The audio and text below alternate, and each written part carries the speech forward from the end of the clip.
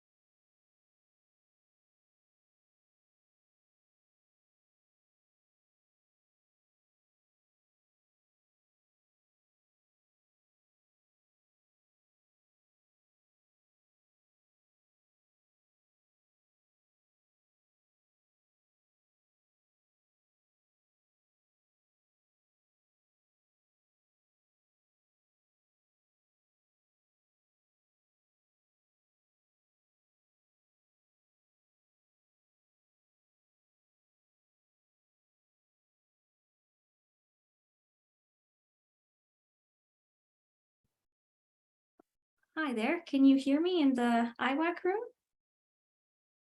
Yeah? Yes. Okay. Is it possible for me to control my slides, like for me to share them from my screen? Yeah, this is her presentation. Yeah, definitely. So if we'll just stop sharing from our screen, and then will you go turn the audio off on your computer? Sorry, that's another part. And then try and share your screen now. Okay, great. Just give me 1 second.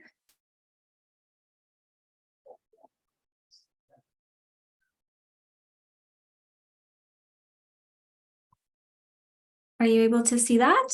Yep. All good. Okay. Here's y'all's microphone. It should pick up if you just leave it right here. Okay. But otherwise, yeah. Any other? Thank you. Thank you. It's okay. We can stand up a little bit. And just. So do we have a mix of online and in-person speakers? Those of you at the front, are you presenting? Yes. Yes, we're the on-site people. Okay, super. So I'm supposed to be moderating this, which is a bit odd because I'm presenting virtually, but should we get started? Are there people in the room? Yes, a wonderful crowd. They look very enthusiastic. We just had lunch, so it may take us a little bit to warm up. No worries. Well, so I guess we can get started then. Sounds yes, good? that would be great. Thank you. Yeah. Okay. Hi everyone. Sorry, I can't see you in my camera there. I see the lovely presenters up at the front. But my name is Katie, and I'll be presenting first today. I think I'll just introduce both of the presentations first, and then I'll go into mine, and then the second group can get started. I think we have the luxury of time in this session because there's only 2 presentations, so we don't have to rush, I think, and we should still have plenty of time for questions at the end. So our panel today is called Graduate Writing Support Around the Globe, and I'll be presenting first. My name is Katie Fry. I'm an assistant professor at the Graduate Center for Academic Communication at the University of Toronto, and my presentation will be called Graduate Writing Support in the Disciplines at the University of Toronto. And our second presentation will be by Amy Hodges, Adam Stein, Cassandra Yatrin, and Lindsay Surratt, all from University of Texas at Arlington. And they might want to add more introductions later on when they get started. And their presentation is called Translanguaging and Transdisciplinary Practices of L2 Graduate Students in Peer Review. All right, so I will just get started here. So I'd like to share with you today some data that I've been collecting as part of an ongoing project to gather information about the different kinds of graduate communication support that we offer at the University of Toronto.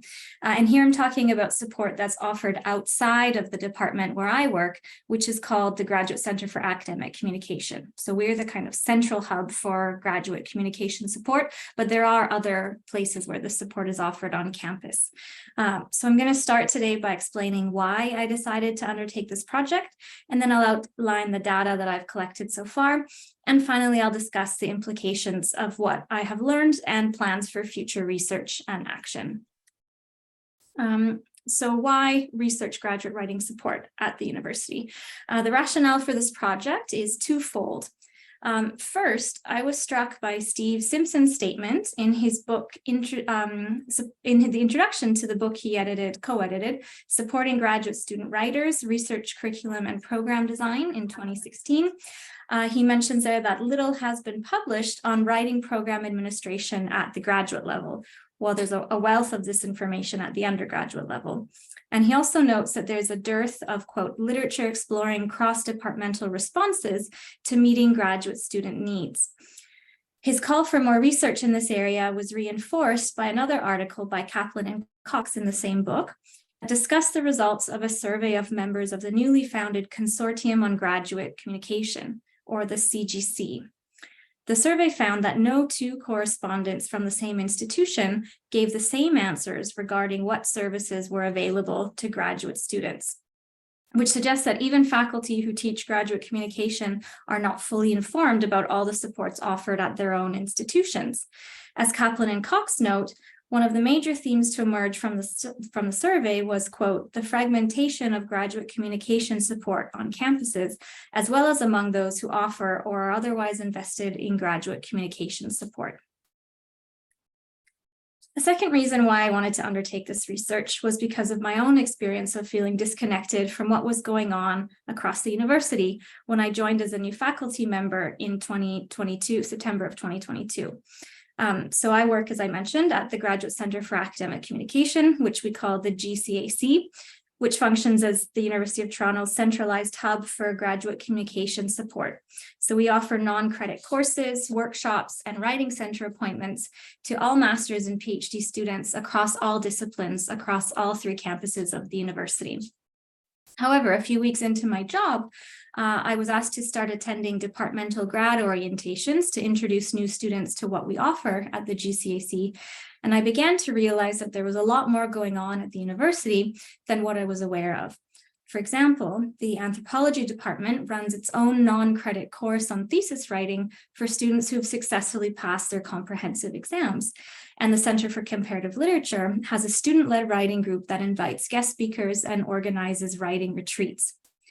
At a university as big as the University of Toronto, which has 3 campuses, so one urban and 2 suburban, over 100 graduate degree programs, and over 20,000 graduate students, many forms of support are housed within individual programs, departments, faculties, or centers that have little or no contact or coordination with one another. This institutional disconnect exacerbates the difficulty students face in accessing support. If we who teach graduate communication aren't aware of all the programs available at our institution, how can we expect students to be? By learning more about the other kinds of support for graduate student writing across departments, faculties, and campuses, I believed I could find a better way to connect students with the support that suits their needs. So graduate students have writing needs that are unique from those of undergraduates in many ways. Although graduate students are still in the process of developing expertise in their field, they're expected to project the authoritative voice of a seasoned scholar in their writing. They must also try to master the exigencies of occluded genres. So occluded genres being things like thesis proposals or grant proposals for which there are no publicly available models, as well as the idiosyncrasies of disciplinary specific conventions, which are rarely, if ever, taught directly by their professors or supervisors, since those professors have internalized those conventions long ago and probably now see writing in their discipline as transparent or rhetorically neutral. Graduate students must also sustain much longer writing projects than undergraduate students. Dissertations and theses can take multiple years to write, so graduate students need help not only with mastering the rhetorical conventions of these genres, but also with developing a sustainable writing practice, one that will enable them to break these large projects down into manageable tasks. Finally, graduate students must learn how to contribute to their field by building on and ultimately creating new knowledge, which they will then need to publish in the form of journal articles or book chapters in order to become competitive for future careers in academia and beyond. So the scope of my project has changed slightly since I submitted my IWAC 2023 abstract. I originally said that I would survey and interview graduate students and graduate coordinators from programs across the disciplines.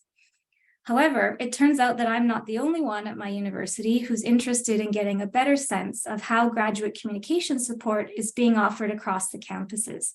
The Dean and Vice Dean of graduate students have decided to conduct an official environmental scan of graduate communication programming across the university, and they have hired someone in an administrative role to interview each department's graduate coordinator, and those interviews will begin in September 2023. So since I was therefore asked not to reach out to grad coordinators directly for the project, I instead conducted interviews with graduate communication programmers and providers who work outside of my center. So people hired to do this kind of work at the university, but they don't work in the Graduate Center for Academic Communication. So I found 6 of these people. Everyone I interviewed has different roles and contributes in unique ways to the graduate student experience. I also requested my GCAC students from the 2022-2023 academic year to participate in a survey about their participation in communication support outside of my center and their level of satisfaction with the communication support offered at the university overall. Survey data were collected and managed using RedCap electronic data capture tools hosted by the University of Toronto. So far, 24 students have responded to the survey. And finally, I conducted follow-up semi-structured interviews with 3 students who did identify that they had used support outside of our center to find out more about their experiences. Student and faculty interviews were recorded and conducted on Zoom, and I used Taget, a free qualitative research software program, to tag interview transcripts for common themes. So the survey for students consisted of 14 questions. 8 closed-ended questions about students' graduate program, their first language, and participation in graduate programming inside and outside the GCAC. 2 multiple-choice questions about where students first turn for help with writing and oral communication. 2 Likert scale questions about student satisfaction with graduate communication support at the university, and 2 short answer questions about their comments and suggestions for future programming. 65% of the students who participated were PhD students, 60% spoke English as an additional language, and all were enrolled at U of T's downtown campus. So I didn't have anyone who was enrolled in these suburban campuses. All students who participated had taken part in GCAC courses, which is obvious, that's how I recruited them. And most had also taken part in our synchronous workshop series. Outside of our center, however, the majority of students, so 55%, had not participated in any other graduate communication initiatives in their own departments or elsewhere on campus. Of those who had participated in other communication support, 18 had participated in writing groups, 18% had participated in writing groups, 18% in writing workshops, 18% in grant writing support, 9% in departmental writing centers, and 9% in courses that included explicit writing instructions. These low numbers suggest one of 3 things to me.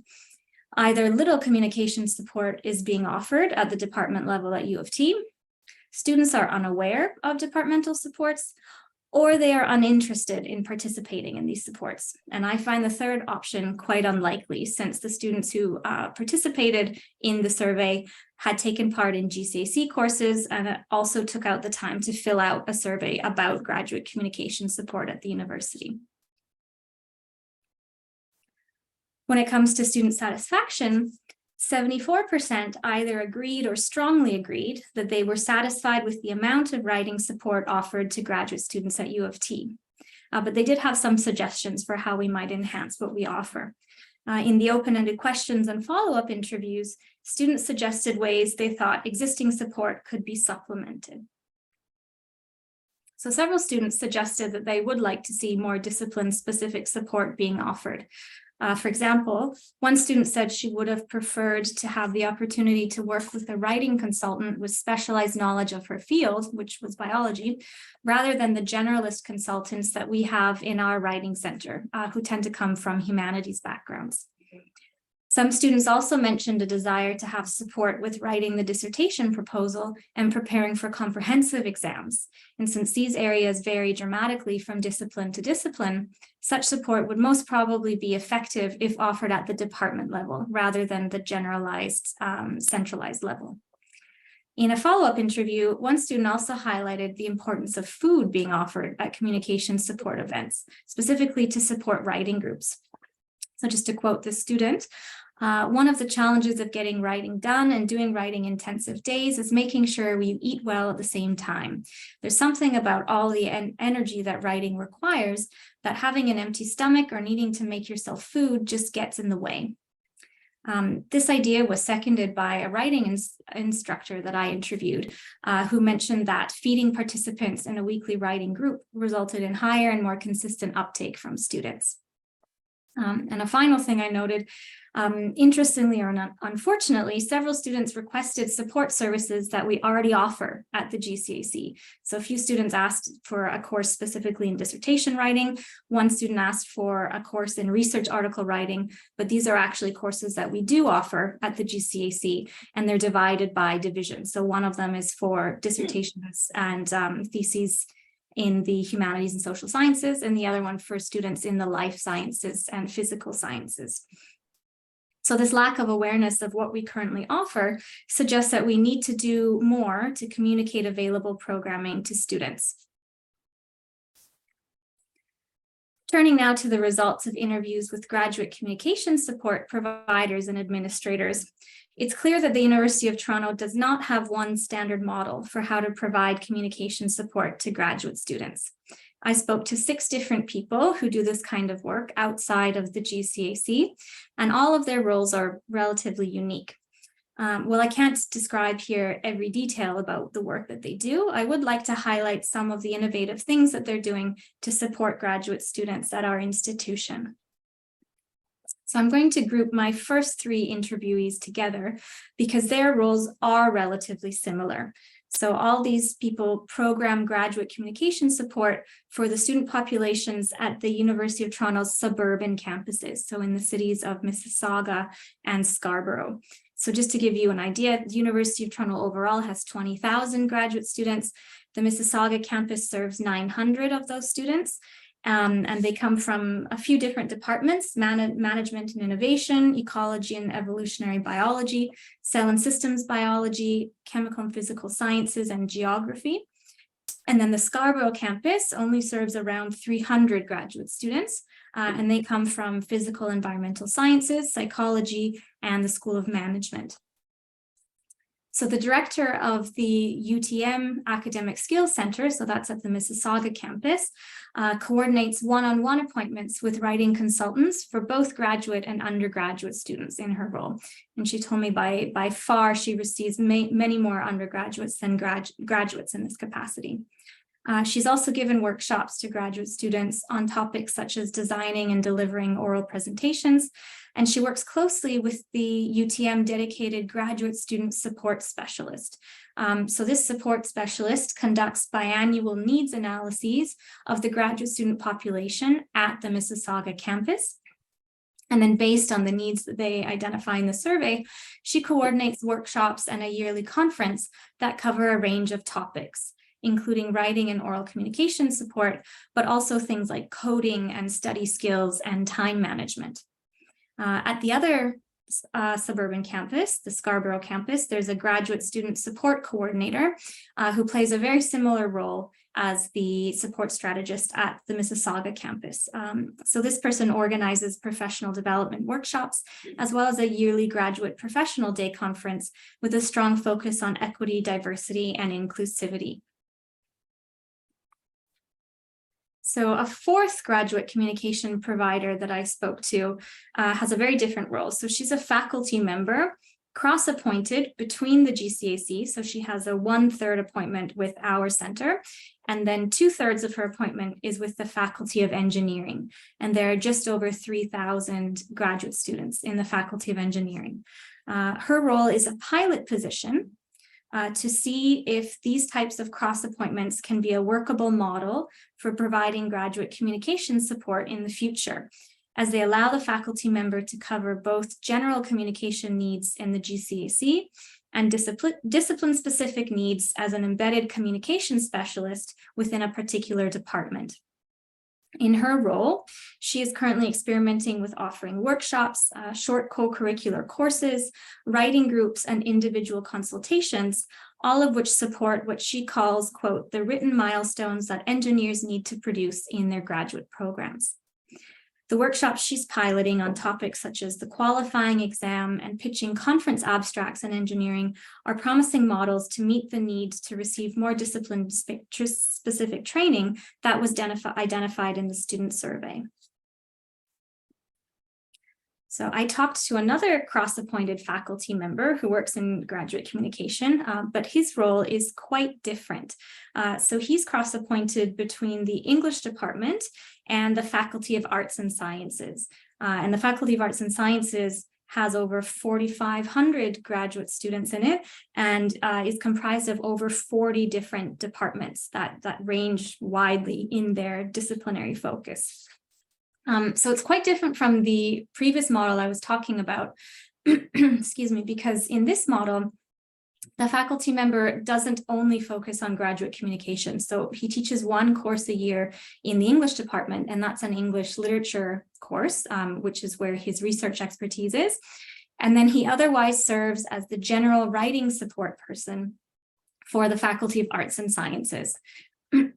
So in this writing support role, which does take up the bulk of his appointment, he organizes discipline-specific workshops at the request of different departments. So people contact him and say, for example, can you come give our students in the chemistry department a workshop on grant applications or something like that.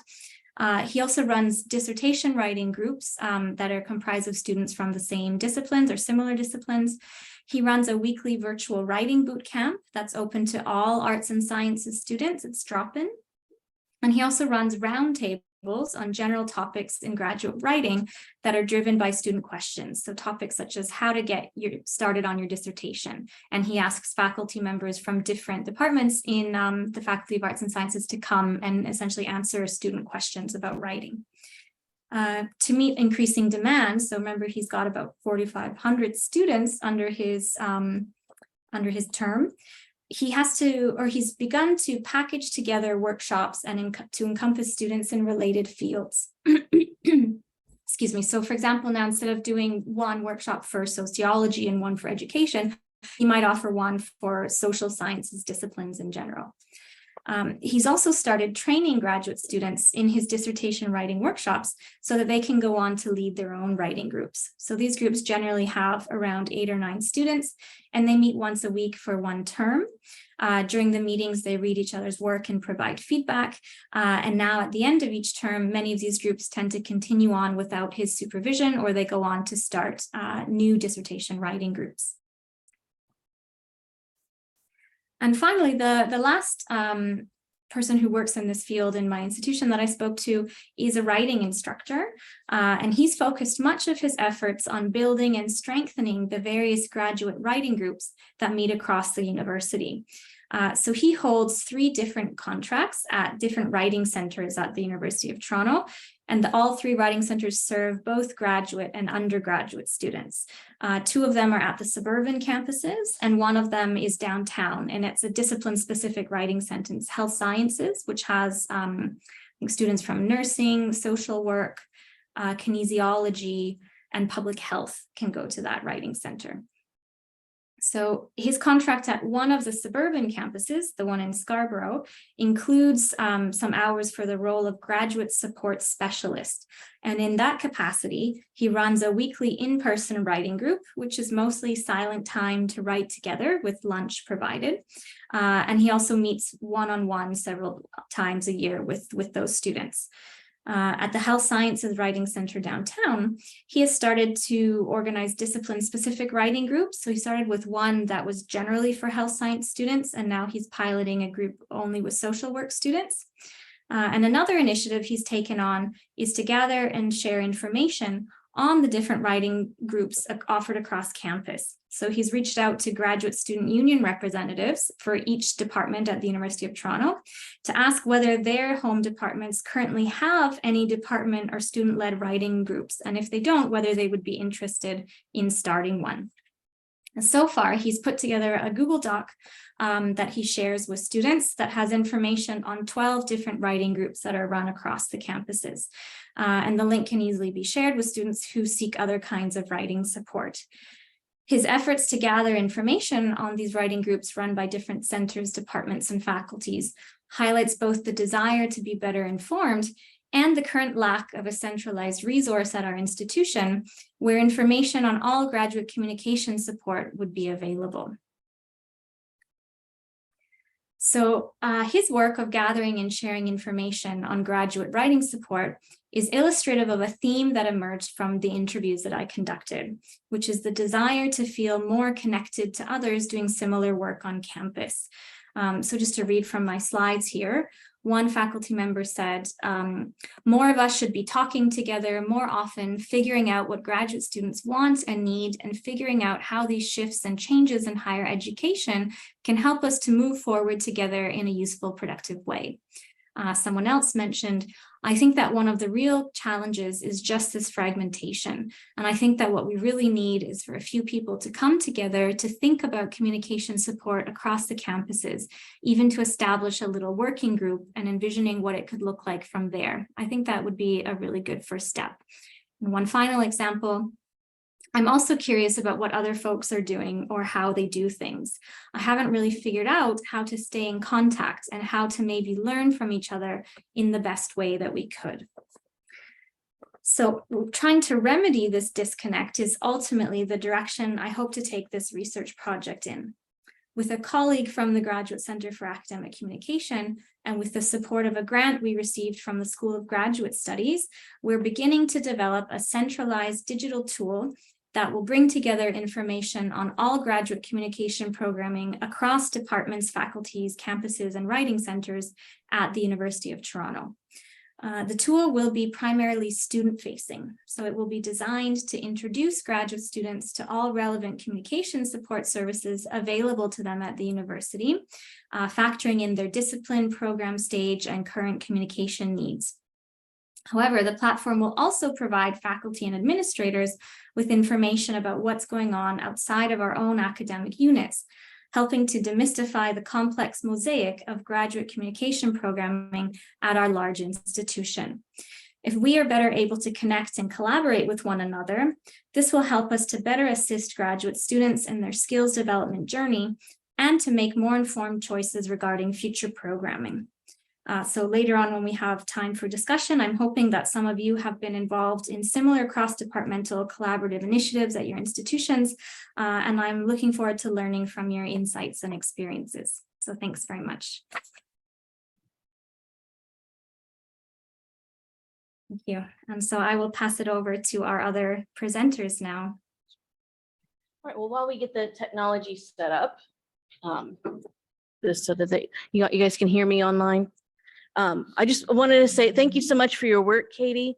I love the sort of holistic scope to your work. And you can think of our presentation as one little tiny plot in that holistic scope that is also similarly disconnected to all the other graduate communication support that happens across the institution. I think we have a similar issue of there are things happening about graduate writing support, but none of us know like who else is in the choir singing the same song.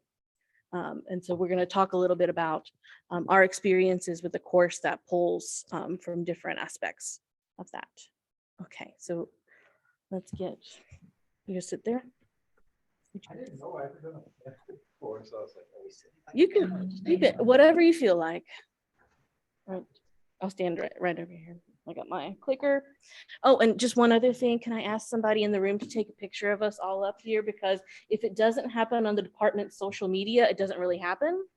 You know, like they've got to be able to say how amazing we are. And exactly, I love that. Okay, thank you. That would be wonderful. Well, you can use mine, it's fine. And then the clicker, yeah, getting all that set up.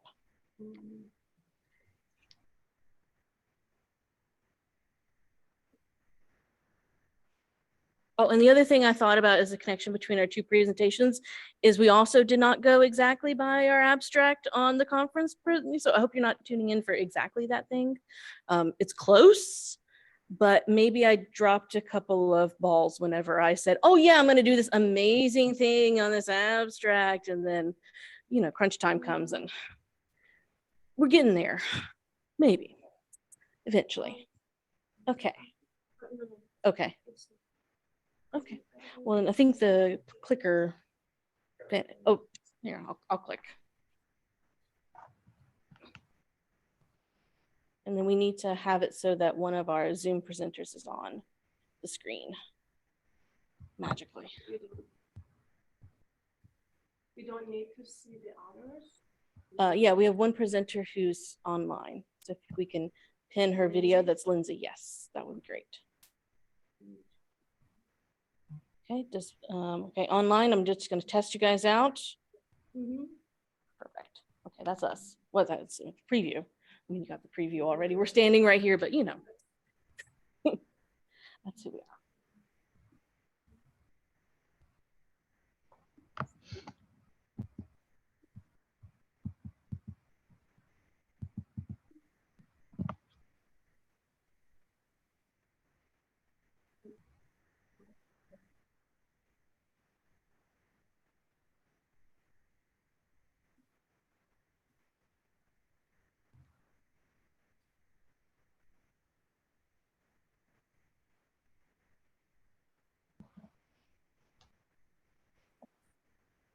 Well, we can hear Lindsay's disembodied voice if that's also okay. Well, with you. since we're going to introduce ourselves, can you hear me? Yes, we can, Lindsay. Awesome. Great.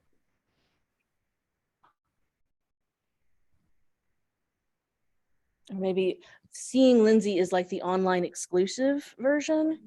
Mhm. You know, you have to pay extra for that. Mhm.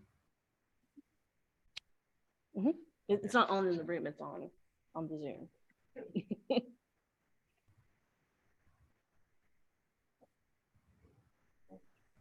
It's okay. In the interest of time, maybe we'll have Lindsay's voice join us. You can just imagine what she looks like, people in the room. We'll have a picture of her, so You imprint can look that at on my your head. 3-year-old faculty photo. So Yeah, mine's a couple years old too, but we're not gonna talk about that. Mhm. Can you use the clicker now? Oh, wait, no, I hit the wrong button. That would be part of it. Nope. I can laser point at everybody. That's kind of fun. Okay. Oh, it's doing it on the Zoom and not on here. Okay. Well, I mean, I could also go over there and just click through all, you know, old school.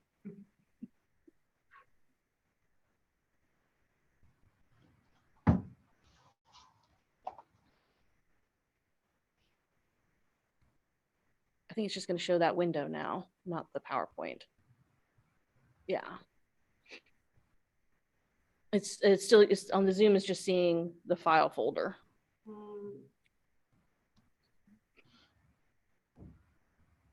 Let's do it old school. It'll be fine. I'll come over here, and if that's okay, I'll just operate and maybe not stand in front of that. Maybe that would help too. Okay. Yeah, it'll be okay. I think you can go ahead and Yeah, 1 second. do that. Yeah. I want to have the Lindsay. Yeah, well, she'll be okay. See, there's Okay. what she looks like. She's amazing. And then we'll just share our screen, and then Yeah, I don't. No, yeah, yeah, exactly. We'll do a coordinated effort here. All right. It's not the world's most beautiful thing that we've ever done, but you know, it'll work. Okay. Hi. I'm Amy Hodges, and welcome to the second presentation of this panel on translanguaging and transdisciplinary practices of graduate students in peer review. Don't ignore the L2 because I thought I had data on everybody's native language, but it turns out I did not. Whoops. Okay, so that's fine, but still graduate students. We'll talk a little bit more about the demographics of this a little bit later on. But we'll be talking about a particular course at our institution, University of Texas at Arlington, called English 6389, Technical Writing Across the Disciplines, and then specifically the practices of peer review that happen within this multidisciplinary course for a diverse student population. So as you can see here, yes, this is me. I'm Amy Hodges. I'm an assistant professor of English specializing in technical writing. And I'm going to let the rest of my panelists introduce themselves in the order they are on the slide. My name is Lindsay Surratt. I'm a PhD student in the English department at UT Arlington. Don't need a mic. No, Is that so that folks who are Zoom can hear us? here we go, interview time. Oh, hey, my name's Adam Stein. Also with UT Arlington, my alma mater for my graduate studies. So my background is actually teaching academic English to international students, and I now do so as full-time faculty of University of North Texas, which is also in the Dallas-Fort Worth area. So I was brought into this course initially as the embedded language specialist. And yeah, so I've been involved with it since its inception in 2017, and you'll learn a bit more about the class in the very, very near future. And hi, my name is Cassandra Yatrin. I am currently a PhD student at UT Arlington. And in a previous life, I was an ESL teacher for 3 years and a 7th grade teacher in Texas for 2. And then just a quick overview of our presentation, what we're about to tell you about. We'll tell you a little bit about the course itself, its structure, what's going on in it, and a little bit of its history. We'll talk a little bit about some previous research on peer review and how we've been thinking through it. Then we'll talk about our methods for collecting and analyzing peer reviews. This is a research in progress. So some of these things we would love to hear your feedback on, some directions that we might take in the future. Some emerging themes, I'm not so brave as to call them conclusions yet, but some things we're thinking about as we're looking through this data, and then maybe some implications for future peer review activities in the course amongst graduate students. Thank you, thank you. So brief history on the class. Before I get into that, show of hands, who has traveled here from outside of the country? Just out of curiosity. Whereabouts are you all from? Different. Oh, you're part of the Hong Kong contingency. Welcome, welcome. And you are from, I know you spoke before, Sweden. Excellent. Oh, from China. Okay, welcome. Great to see you all here. So we did start this course in 2017, as I mentioned before.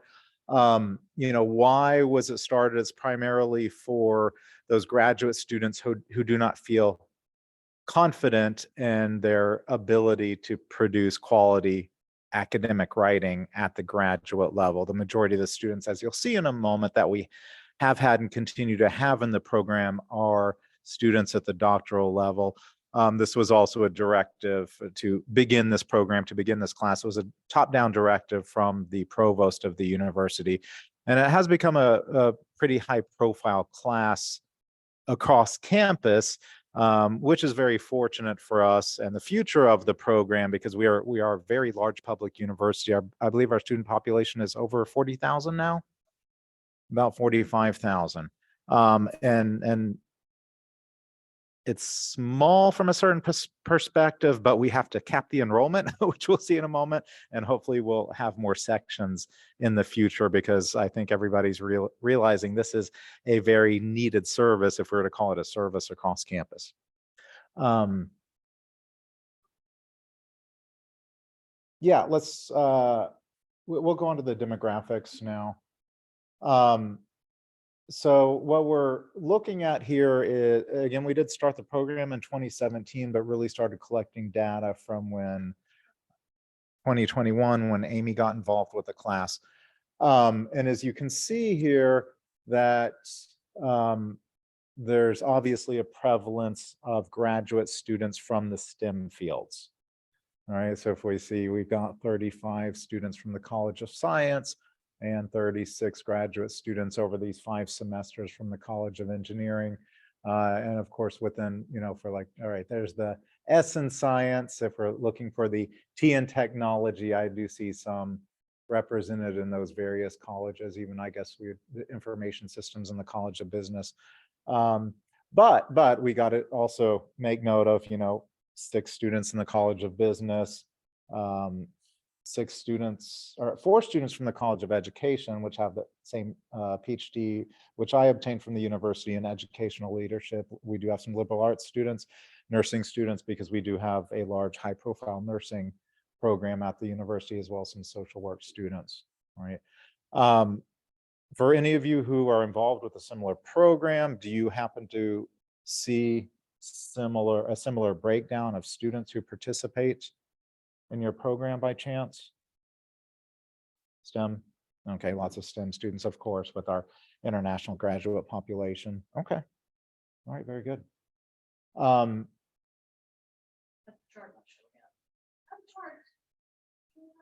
It shows colors on there. So can you maybe just talk a little bit about where the majority of students are? I was relying on the chart too. Wait, I think I have it open right here. But just going, I'm going to go by memory, and it's not showing on mine either. There's quite. China, India, Bangladesh. I have a nice little visual on here that shows you also that even though some students claim more than one country as home for them, so several claim US, and we've seen in the most recent that more sort of American-based students are coming in to take this. So it's not just getting an international graduate student population. That sort of domestic students are saying, "You are doing writing, sign me up." Right. Yeah. So, I've noticed from working with this class, but also my work with international teaching assistants and international teaching fellows. And if we just look at the numbers, yes, there's a prevalence of students from South Asian countries, from India, Pakistan, Bangladesh, Sri Lanka, and so forth, and also from China. But yeah, we are seeing more and more native English speaking Americans enroll in this course because, even if I think back to my own graduate studies, I don't feel I really learned how to write until I really got into my doctoral studies. All right. That's where I truly learned how to write for different reasons. And I think there's a lot of value in recognizing that fact that a lot of native English speaking Americans can also really benefit from this type of programming. All right. Now I want to touch upon the challenges of peer reviews. And here I'm going to rely on my notes because I was not blessed with one of the best memories in the world. So, one thing I hadn't really thought of before, but that I've noticed in the class as we've been working with these students over several years and this is kind of speculation, but I have noticed there's a motivation issue on occasions. And as far as what's behind that lack of motivation, that's where I'm speculating that, one, of course, it could be, graduate students who are just overextended. They've got the deadlines, they have all the pressure and everything. They have maybe their teaching duties as well. But where my speculation really comes in is that maybe they're being pressured to take this class from their graduate advisor or their advising professor. Maybe they don't really want to. Okay. Again, just speculation. In addition to that is that when we're working with peer reviews, we have to recognize the fact that these graduate students don't necessarily have the skill set and the training to offer constructive feedback to their colleagues in this type of environment. And perhaps they maybe have internalized kind of I'll just say the wrong or ineffective ways of writing, and they're passing on this feedback, which might not really be correct from our perspective. All right, they're passing on this feedback to their peers in this environment, but maybe their feedback is off track, for lack of better terms. All right. So we're maybe relying on them to do something that they're not fully capable of doing, or they're not trained adequately to do. So we do have to recognize those types of limitations as one of the challenges. Maybe also where we can step in as the trained professionals is they might be missing things in their peer writing. They might be missing high priority types of mistakes and issues that we can catch. All right. And the last thing is just maybe the inability to provide nuanced feedback in their writing, again, because their lack of experience, but also if we're working in these environments where it's a multidisciplinary classroom and they don't have the insight into the content of another individual's academic field, right? If I work in civil engineering, for example, and I'm reviewing the dissertation of one of my classmates from biology or education, that's going to be a challenge for me. Okay. Any other challenges that you have all encountered or can think of as we're working on this research project? We'd love to hear that from you. Yeah, go ahead, please. So not only might there be this isolating the issues that employer will face, but assessing the feedback. Oh yeah, absolutely. Yeah. And a lot of it, yeah, very good point. On a very basic level, it's challenging to give feedback even for us sometimes. And we have to move beyond the good job, good job, good job. And I tell you, I swore I would never ever go back to school. I said never again after I finished my PhD. Here I am pursuing a graduate certificate in instructional design right now. And I'm getting some of that feedback. The good job, the good job. And I'm kind of okay with it because I just want the good grade, right? But I'm like, that's all we got. And so it's also kind of a reminder for us to check ourselves as instructors and be like, you know what, I need to provide more targeted feedback, more constructive feedback consistently to my students that will help them to develop their writing over time. Okay. Because while we love to hear good job, good work, it's maybe not the most effective approach. On to you. Okay, so with this course, there were 4 major assignments that students had to complete. The first was a semester research plan, a literature review, a CV or resume, and a final research project. And all were customizable to the students' particular field and interest so that the works that they produce in this class are actually, they can utilize them in the real world. And all these received peer review from 2 classmates, which were randomly assigned via Canvas. And the students had a prompt that was developed by the instructor that they had to complete in order to ensure that they were providing the feedback that would be beneficial for students. And then for the grading of the peer reviews, it was a labor-based grading contract. So they were graded on completion. And if the feedback was mostly helpful, if there was a good job, it was returned to the student, asked to please revise it and provide more feedback, and then resubmit for completion grade. And the challenge is that if you saw on one of the first slides, this class in 2021 had 8 students, and last semester it had 30. So as the instructor, it's difficult to check 60 peer reviews and ensure that all of them were quality feedback, and then ensure that students revise them on time. So it has become a bit complicated. So just a quick review of the literature. Ravi Chandran et al. Noted that there are an increasing number of international students attending graduate school in the US. And the students reported that they believed that the writing expectations at American universities were really high, and they asked for assistance with their writing from colleagues, peers, and from the instructor. And then regarding the traditional classroom dynamics, Hu and Lam, they found that peer review is a highly effective tool for language acquisition as well as content learning. And in their study with Chinese students, they found that the students found that the process was valuable. And they also found that, I believe it was 75% of student suggestions were valid. So as instructors, we like to hear that the feedback is genuinely valid and not just good jobs. And they also noted a significant improvement between drafts with the student suggestions and taking the suggestions. And Yao completed a study that found that peer review also can help students see writing from different perspectives, and that increases their confidence with writing.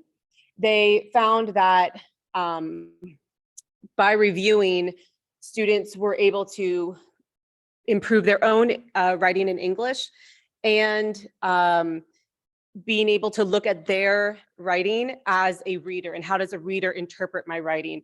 And so it's all basically what we all know, it's helpful. And then with Crumbly and James, they discovered that grad students benefited from interdisciplinary feedback. So this was a study completed with graduate teaching assistants and getting peer review on their teaching. And I still thought it was applicable because just hearing from interdisciplinary feedback about just helping us look outside of our own field, can really be helpful. And the same is with writing, thinking of your writing from different perspectives. And the students also found the peer feedback as valuable. And students learn more from being observed than they learn more from observing others than from being observed themselves.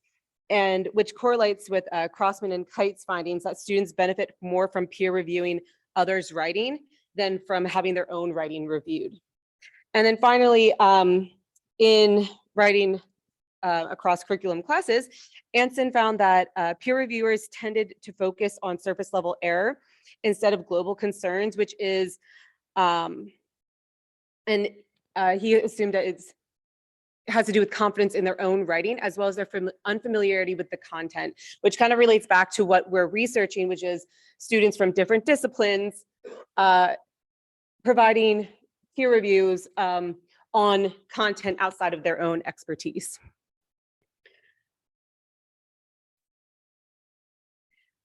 And so for our methods, we began with the IRB approval to collect the data.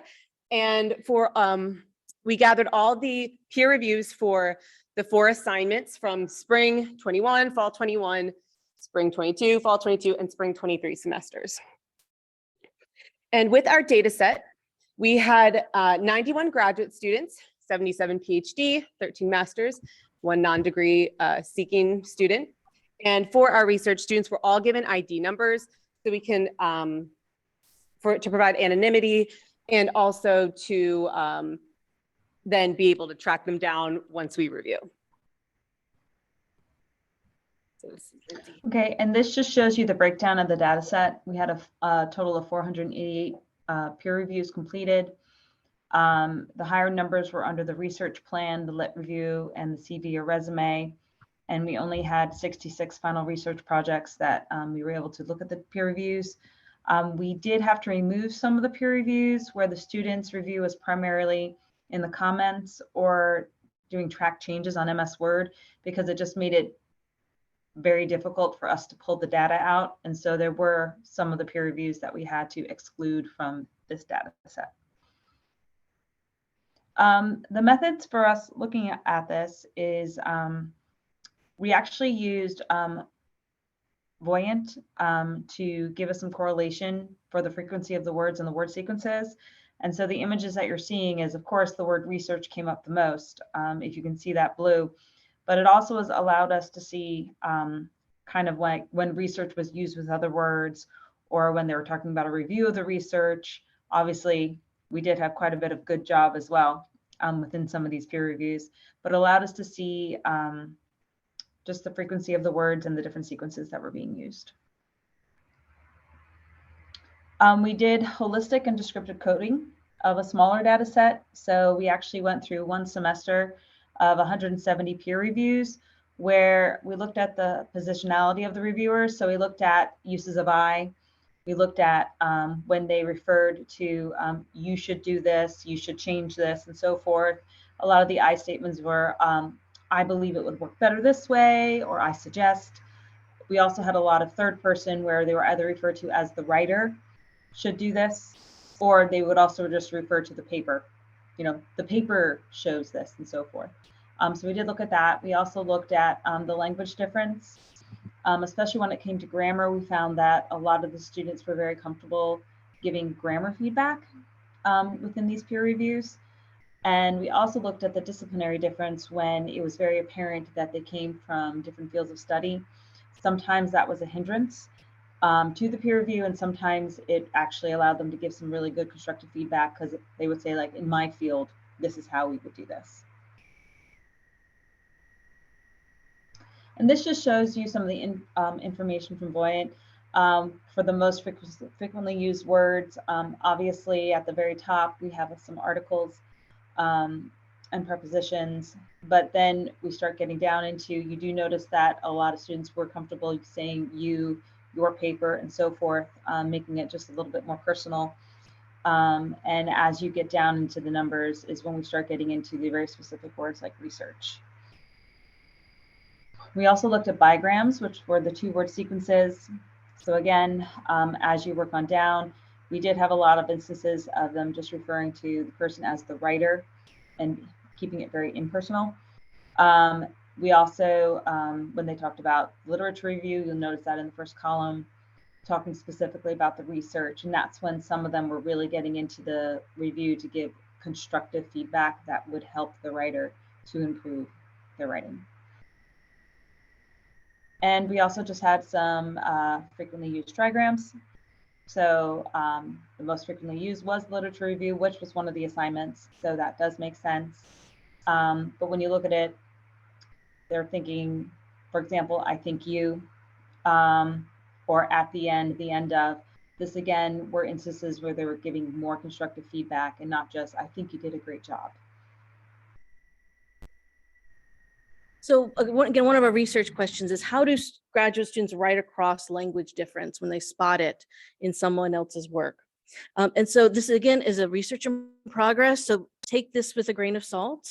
That one of the emerging themes was that graduate students tended to talk about grammar from that removed position, from the third person, kind of almost presenting it as objective, right? Even in this example here, there are grammatical errors that need to be corrected. Who's going to correct these?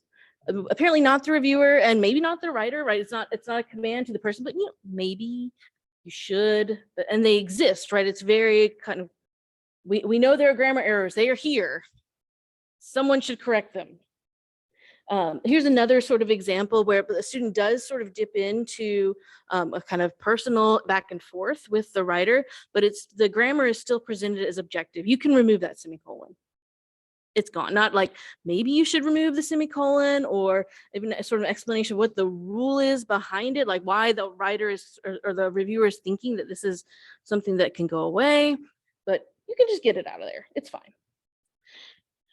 And then we're also really sort of picking out some of these examples in the peer reviews where there's a kind of clear, I think, a cultural difference that's happening here. I really love this example where, you know, the reviewer has sort of indicated only people from India use the term clear doubts, which I kind of like that term. It makes a lot of sense some days. But that they've kind of narrowed it down to there's a cultural difference between you and I, and they're pointing it out to the writer. Yeah. No, it was not. It was not. So this was two different students of two different, one, I think, I don't remember it now. I remember the reviewer. I don't remember who the writer was. But I mean, this is an intriguing case of like, how can we help students talk across this kind of a difference? I'm not really certain if this is the best way to say, you need to think of a different term here, but there needs to be maybe some scaffolding here, I think, to help students out. So this is one of the things we're sort of pondering. How do you help students talk across this language difference? The other emerging theme is that graduate students were more personal when talking about disciplinary difference. So you can see here where this person is in it more subjective, right? So they're putting a little bit more uncertainty into the peer review, but as Cassandra said, sometimes that gives them some leverage to suggest or to kind of let the reader or writer think about what's right. So here's like, is this a well-known term in your field?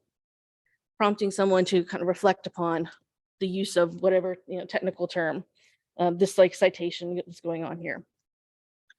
And as this student sort of mentions, I'm a technical student. I don't know what you're doing over there in social field, right? But then it leads into some really helpful advice where the student is kind of giving some feedback from their perspective. And so I'm kind of curious in this difference between how they talk about disciplinary differences and how they talk about language differences in these peer reviews. So these are again, tentative conclusions. So when graduate students address language difference in peer reviews, they tend to rely on presenting their comments as objective, describing grammar in terms of rules and norms, rather than systems and structures that vary across different Englishes. And they also tend to address disciplinary difference and present their comments as subjective, sort of acknowledging their position as a non-expert or outsider to the field. So again, some tentative takeaways and something we'd love maybe to discuss with y'all in the Q&A is this kind of issue about thinking about the authority of reviewers and writers and that kind of interaction together. We've got some suggestions here from previous literature that peer review suggestions that are written in the perspective of the text does this, the literature review does that, are less likely. This is, I think, back to your point about what are students actually taking up from these reviews? And it seems that from previous scholarship, it's the I, right? The personal connection has a stronger chance of being taken up. So we're kind of curious about that. So we'd love to discuss again with y'all, what do effective peer reviews look like at the graduate level? And I think there's a lot of figuring out of what exactly you mean by that term of effective. What's a good peer review look like? And then how can we better prepare graduate students to address language and disciplinary differences when they see it in each other's writing? So again, thank you all for your kind attention, despite our many technological fun happiness. We're happy to, again, our emails are on the slides. We're right here in person. You can also talk to us here. And we also have references that we'd love to share with other people. So thank you again. Thank you all. I have a question. Sorry, 1 second. We got the microphone. Oh, okay. Okay, thank you. And you mentioned that some of the international students do not feel confident about their writing. It's true, but what type of tool or survey, I am actually indicating survey tools, have you used to get this information? Like, did they say that we do not feel confident about our writing, or how do you know? Sometimes we actually have that information in writing. We have, I know what we do in this course, what I do in many of my courses is I do a student intake form. That might be in Canvas or Blackboard, whatever you use, or a Google form. And, I'll flat out ask the students, why are you taking this class? What do you need help with? Or, it could be framed, how do you feel about your writing skills? Or, just why are you here? And I think also in the, that format of them being able to tell us in writing what they need outside of the class, that we're getting a more honest, candid response from them. You have something you want to add? Yeah, well, I have something to add. And I think this also is going to point a little bit towards Katie's presentation, which is it's back to pulling back and taking the holistic view. I am not seeing the international graduate students who are perfectly confident with their writing, right? They're not in the course. They're not seeking out these services. So it's also, I guess, like a sample bias, right? That we're seeing within this sample set of people who, in this course we're teaching is an elective. So students are paying extra tuition for this course. Many of them, it doesn't count towards their degree plans. This puts a lot of pressure on me as an instructor because I'm like, you're paying for this stuff. Like, I better be on my game and really deliver something to you.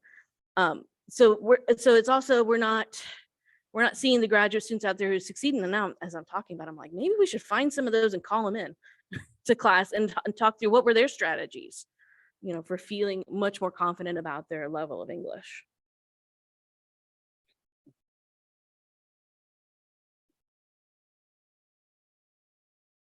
Thank you. I have 2 questions, and I'll just ask them both so I can then just pass the mic off more gracefully rather than back and forth. So the first question is actually about the research projects.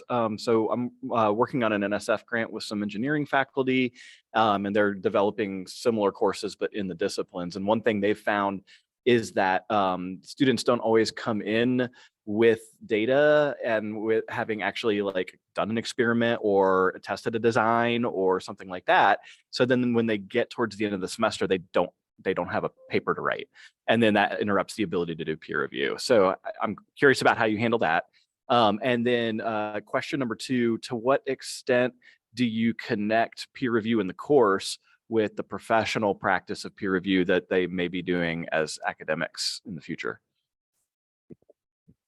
Excellent. Okay, so as to the first question, because yes, we even get a lot of students who it's their first course they take in graduate school. So they just got here. They don't even, I mean, they've just come from their bachelor's. They don't even maybe quite know what they're going to be researching yet. So with the assignment for the final research project says, those of you who have data, absolutely, let's work on a journal article, right? They're asked to kind of define what is their goal for the semester. For the ones who are coming in and don't have data yet, or even aren't really sure what they're kind of want to be researching, the final research project is an extended literature review. So a review paper, and often I'm like, hey, what is your lab working on these days? Like, let's do something in that general area. Or it's like, let's test out an idea that you might be interested in researching later. So it ends up kind of being more of a scoping of the field that they're trying to work in. And that's been a lot of fun, because then they bring it back to their advisor and they're like, look at me. And they're like, and they're excited to kind of be a little bit ahead of the game, especially the ones who this is their first semester. And so I guess I didn't mention in the presentation, but the training for this kind of activity, the lecture I have is based upon like peer review is a thing that we all do. And I show them like, here's my peer reviews that I've done. Here's my peer reviews that I've received. Here's my rejections I've gotten. And I'm encouraging more of the STEM faculty to also share those, because I think that part of the mystery behind peer review is that it's hard, and reading it can sometimes be hurtful. I tell them the story about like whenever I've gotten a bad rejection, I'll just put it aside for a couple of days until I can come back to it and really think through it. So they have a kind of training. We have examples from some of the different academic journals, what they're looking for kind of as a rubric, and we point out journal websites. Let's go looking for what categories are people asking you to do. I'd like to do a little bit more with some disciplinary specific faculty so they can talk more concretely about what's going on in their disciplines. I can do that. Okay.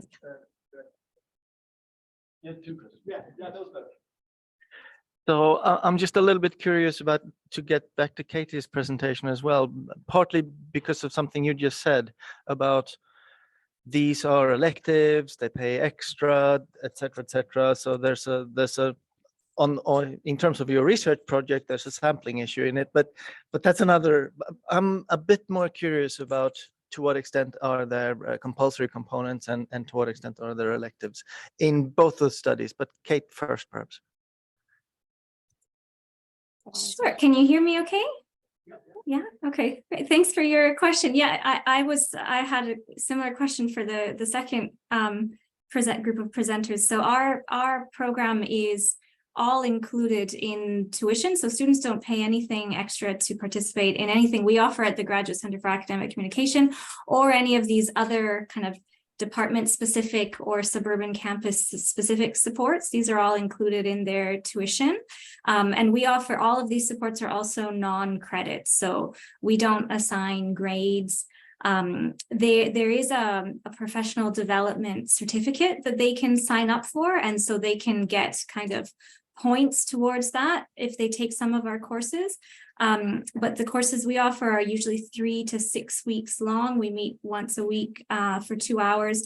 There's no, official assignments or anything like that. There's just an option. It's totally optional, as the course is optional, to meet one-on-one with an instructor at some point to look at a sample of their writing. So they submit a sample, usually around 5 double-spaced pages, not on something they've written for us, but something that they're working on. Could be a dissertation or course paper or something like that.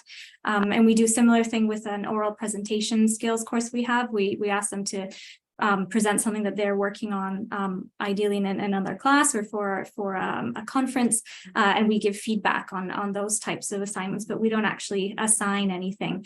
And I was wondering about this course, that it sounds like your course is quite different. This is an elective, but they get credit for it. Is that right? They pay extra and they get credit. So it's a very different model, actually, I think, for offering this kind of support. Yes, it is. It's a different model, and one that was created before any of us stepped into it. So we have the fun of trying. Now that we're talking about this enrollment with 30 students, we're proving the need for more kinds of things like this, and hopefully have fewer students in the classes. So it is a 3 credit hour course. This can be a bit, this is why I think Cassandra mentioned it, the labor-based grading contract, because one of the things I talk about with students is I'm not the world's best judge of what an award-winning physics article looks like. I can tell you as a reader, here's my understanding of what you got, but for me to assign an A, B, C, whatever grade to you is that's not my job. It's out of my wheelhouse. So the grade is based upon how often students submit and revise work. The peer reviews are also included in there. It's how many you do. It's a completion grade. So the vast majority of students receive A's, which is great. I'm happy with that. No problems. But it is some colleges have started to incorporate this elective to count towards a degree, so that students aren't taking one additional course, paying for one additional course. A couple of departments are those so behind it that they've offered scholarships for students, and they have a competitive process where students apply to get the scholarship to pay for the tuition for this course. But I think that these are some of the questions that we're really trying to have to handle right now, which is like whenever you start to scale something or move it from, because this model is not sustainable, y'all, I'm just telling you. It's not. And so what the next step is I think going to be a big kind of question about that. Oh, I'm sorry. You're so good at that. I'm like, I shouldn't be asking more questions, but if we go to the second presentation, to the peer review presentation, on the one hand, I didn't quite get how often do they do it? Do you see progression in their peer review ability and their assessment ability of the peer review? And the second thing really is, how is it delivered? Do they talk about the peer review? Is it discussed or not?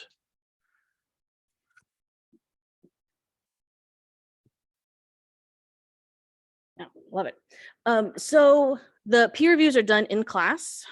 I set aside the last half hour because one of the things I also tell students is that this class has no homework, because I want you to do your research. That's like your only homework you have is to work on that. So we set aside class time to do the peer reviews for each of the 4 assignments, the last hour in class. So there may be some that talk informally about it, because they always come up to me and they're like, I don't know what to do with this paper. And I'm like, well, he's sitting right there.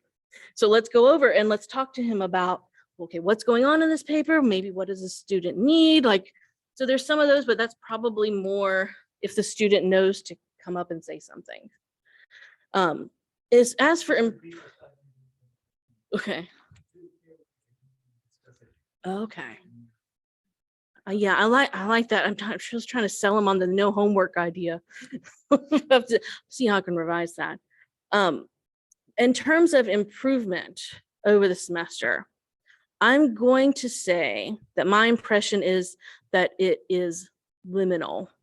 That there are some that can move forward, but I'm also sort of like, I got 15 weeks with you, one night a week.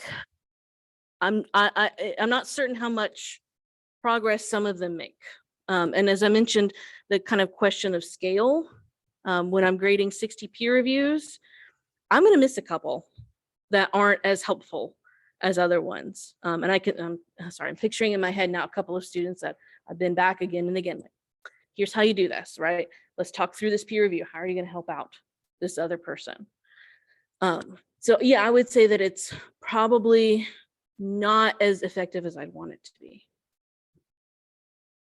Okay, I think you had your hand up next, and then we'll move around. Okay, I just do the same peer review thing. I teach 2 sections of technical and professional writing classes. So in my class, what I do, students are paired up. They do peer review each other's. Then I ask them to write a reflection and show me what changes or what revisions they have done according to that peer review. So that actually helps them to reflect on that peer review that they got from their peers, and also help them to navigate through those peer reviews, and also help them to like adjust their writings. Yep. So I've done a similar, I do something similar, like whenever they submit the next revision, it has to have, here's what I did based upon my peer reviews. I don't include this in the data set because I didn't do it from the beginning. Right. So I don't have as much sort of them talking about, but I agree, like that idea of like, you have to sort through what's been said. And I always tell them, like, you don't have to do everything that everybody else said. Right. But you have to say that you acknowledge that it's there and figure out what you're going to do about it. Oh yeah. And we'll get back to more. Oh my goodness. Online.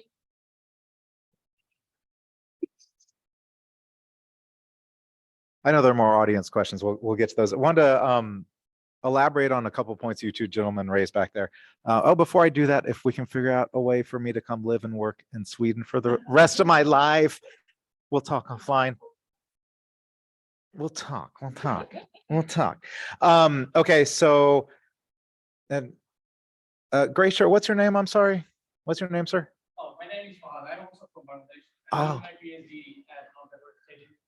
Excellent. So, I thought more about your question. How do we, and this is tied into the elective thing, how do we know the students are not confident in their writing skills? And is this truly an elective? For both of these in the situations that I've heard from the students or seen in their writing, they've often gotten negative feedback from somebody on the writing, okay? Often a professor is saying like, and for lack of better terms, like, you need to do something. If they've directly or indirectly told the student, like, this is not doctoral level writing, you need to go take this course. So I think that has happened on many occasions with the students we have served in this program since we started it in 2017. All right. So it is technically an elective, but I don't think it's a situation where the students are like, looking at their degree plan and here's the list of 10 electives they have to choose from. Should I take this one or this one or this one? I think oftentimes they're taking it out of necessity, that maybe their advising professor has said, we need you in this class. I need to see more out of your writing. Okay.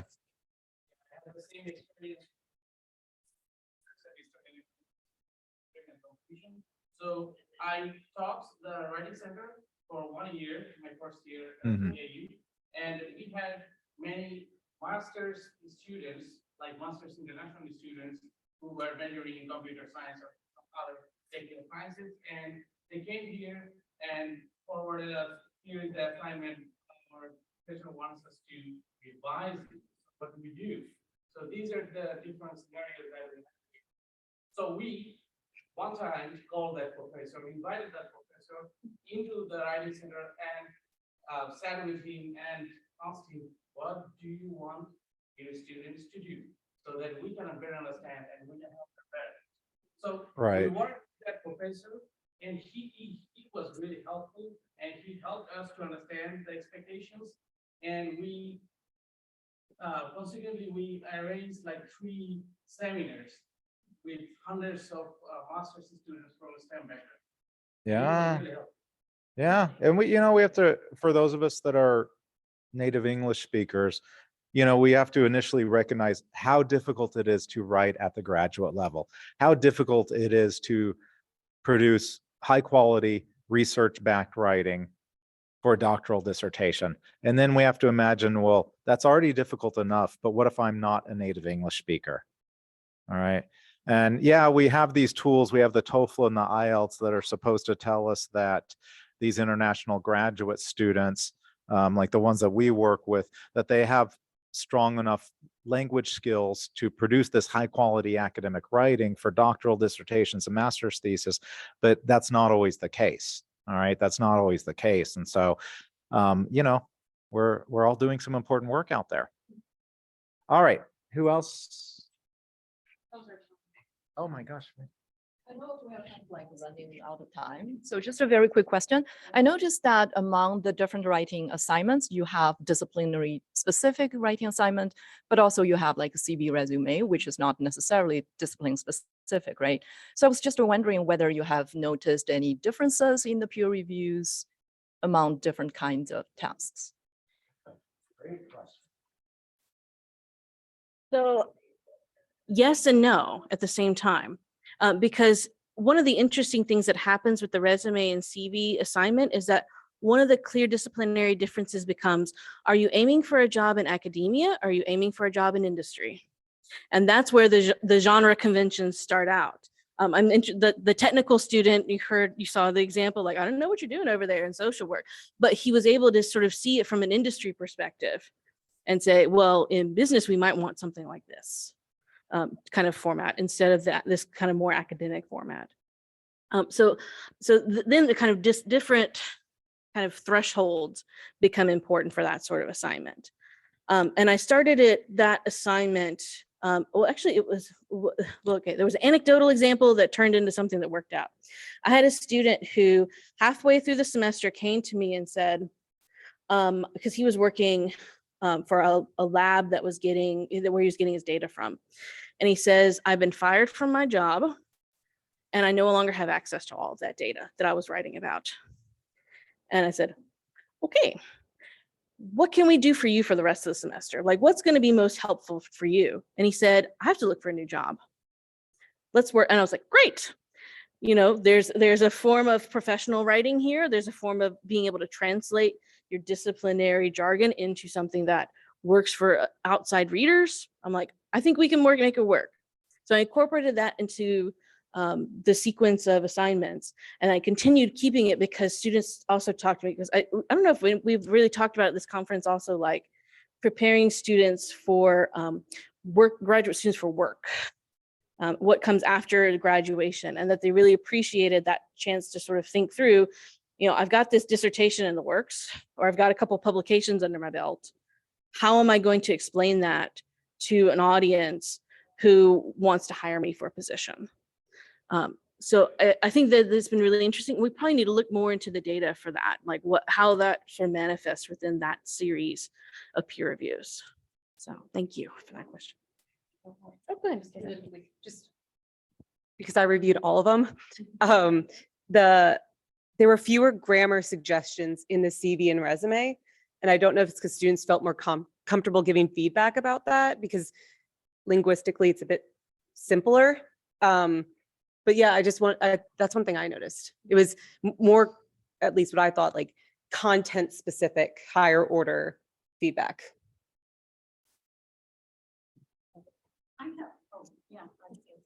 I just have a quick question, because both of these projects seem to be in progress. So what do you think you will find at this point in terms of where you are? I mean, I think it's been great that you've shared your preliminary analyses today, but what do you think you're going to, I don't want to say where you're going to end up, because that's always the journey, right? But what do you think? What is your hope, given where you are and how you've looked at your data so far? What do you hope to be able, what kinds of claims do you hope to be able to make? Oh, Katie. Katie, do you want to respond to that? I can respond. Yeah, so I mean, I haven't thought so. My project went through the ethics. I didn't have to go through the ethics approval because they considered this largely institutional research. So I'm not seeing my results necessarily in terms of publications or overall claims, but as I mentioned at the end of my presentation, what I am trying to do is work with some colleagues, and we're currently in the process of hiring a research assistant with technical skills to help us create some kind of wayfinding platform for students, and also that will input all of the information from different faculties and departments and disciplines about everything that's offered at the university. So the outcome of the project for me would be this some kind of resource that brings together all of the different types of graduate support that we have, so that it's available for students and and also for faculty and programmers, because right now we just have this big disconnect at my institution, and it's because it's nobody's fault. It's just because it's so big and things have kind of happened, you know, little initiatives here and there, and we haven't had a chance to connect. So for me, I'm hoping to continue collecting information and actually put it into some kind of interface or platform or tool that will make this information available and accessible to students and faculty and administrators. Thanks, Katie. I'm really jealous of your skin, by the way. I need some tips. Just got to say. Okay, I got to say, hands down, I'm more of a practitioner than a researcher. But in the classroom and reviewing students' work, I'm always like collecting data, right, consciously or unconsciously.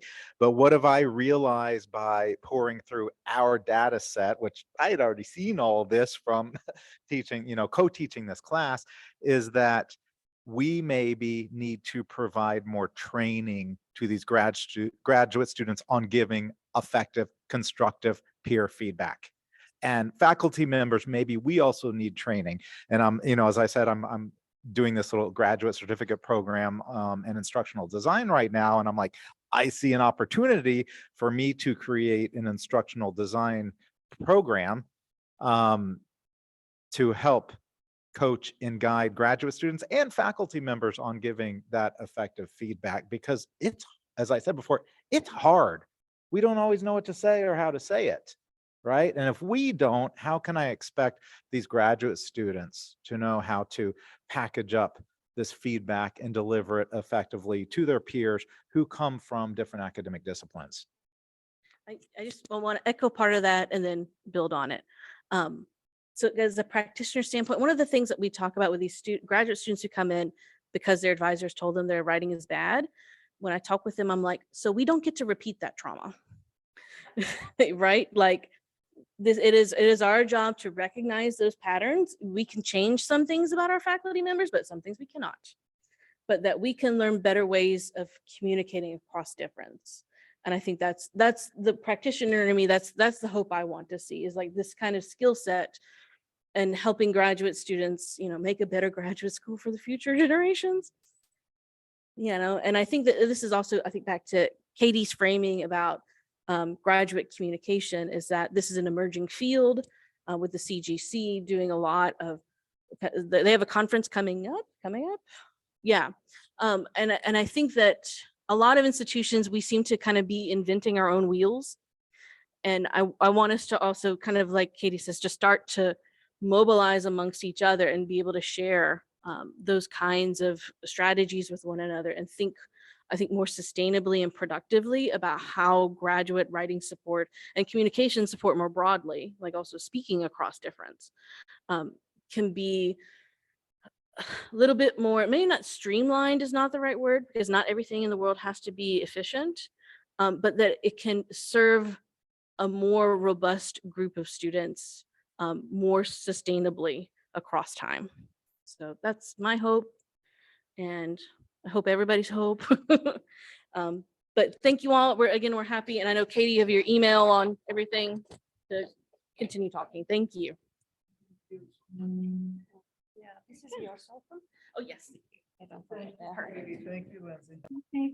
Thanks, everyone. Great presentation. Thank you. Bye. Have a nice rest of the conference. Go back to the first slide of our PowerPoint for a picture real quick. With the three of us. Thank you. And, well, Lindsay's still on there. Put her on the That's Zoom. fine. Oh, yeah, we could put Lindsay on the Zoom screen. Is that possible? Yeah, do you want to take a picture of all three of us? Just get, I didn't look at the other Oh, one. let you-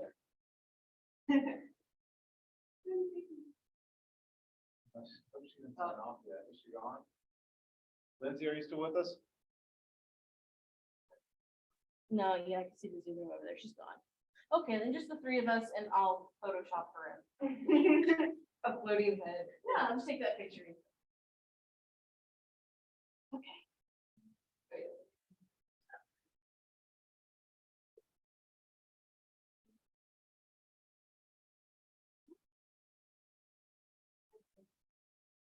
Thank you.